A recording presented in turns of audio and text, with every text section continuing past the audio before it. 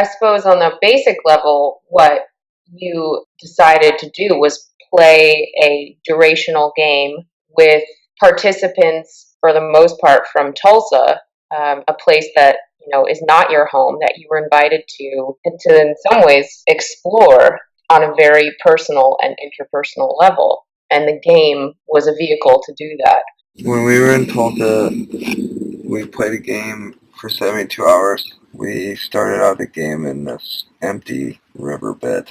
There was a messianic, non-existent baby that we carried around on adventures.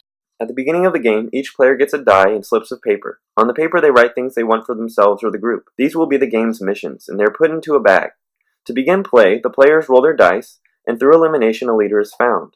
The leader for the mission will pull a slip, read it aloud, and then can change one word to make it more doable or creative. Their other responsibility is interpreting and facilitating group mission completion. Only the leader decides when the mission is over. When it is, the dice are rolled again, a new leader is found, a mission is pulled, and the adventure continues.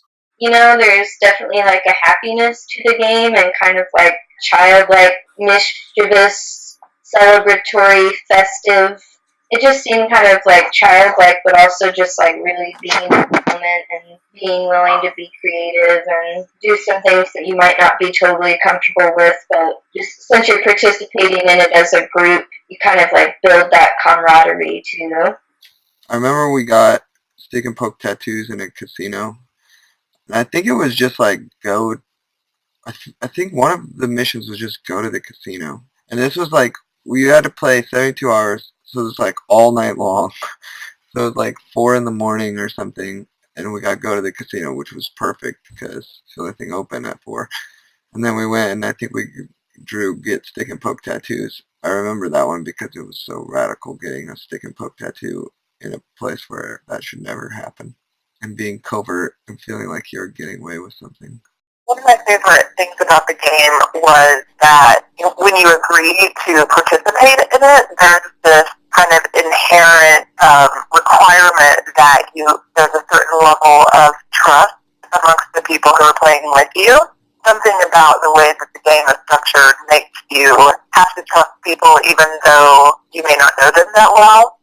Because there were people in the game that I didn't know very well, and we just jumped in and started, tackling these missions together.